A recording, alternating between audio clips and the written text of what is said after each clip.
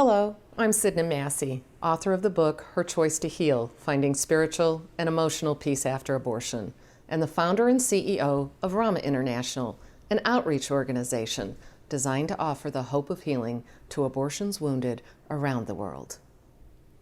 After my abortion, I found myself fighting to forget.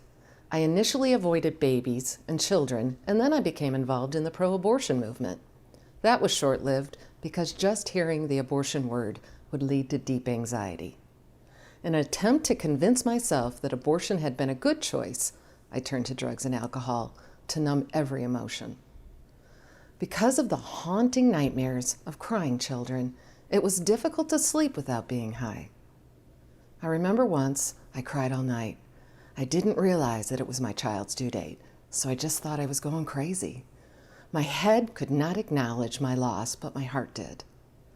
Anger became my friend. If I was angry, I didn't cry. Initially, this anger was directed at my baby's daddy. I blamed him for the abortion because he forced me, threatening to abandon me if I didn't make the choice. My mind offered many excuses to justify my choice.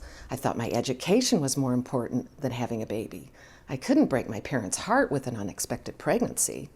The Christian college I was attending had a policy of expelling pregnant unwed women. Anger offset the pain. For 11 years, I was able to control these emotions, except for the rare circumstances when the abortion term was featured in the media, which always triggered this pain. Later, when I gave birth and experienced the love for my living children, it left me with deep emotions regarding my lost child. I didn't realize that my mother's heart would be unable to forget the child that I had aborted.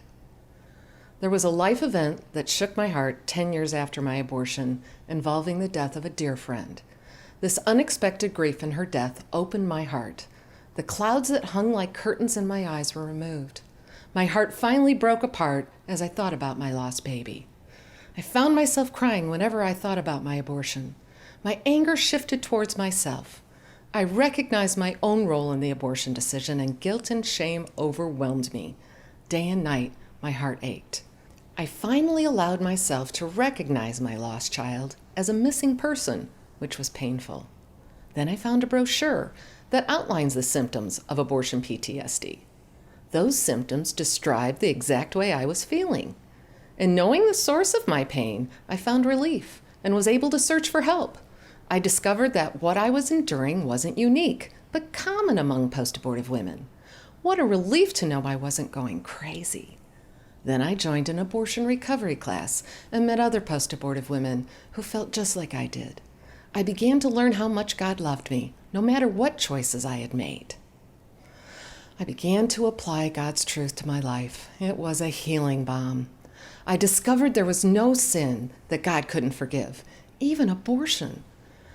By believing the truth that Jesus Christ died on the cross to pay the penalty of my sin, my abortion sin, I was set free. When Jesus rose again, he offered forgiveness and eternal life to each of us. I was released of my sin of abortion, but there was more work that needed to be done to complete my healing. During the recovery class, I was able to surrender the emotions that had held me captive for years. These included denial, anger, fear, grief, guilt, shame, and sorrow. In processing every emotion of my abortion, I found deep healing. At the end of the class, I felt 100% better. Since that time, God's healed more areas of my heart, and he can do the same for you. Please know you are not alone. There are millions of individuals around the world that quietly experience the same pain. This website, herchoicetoheal.com, is designed to help you walk through your own emotions related to your abortions.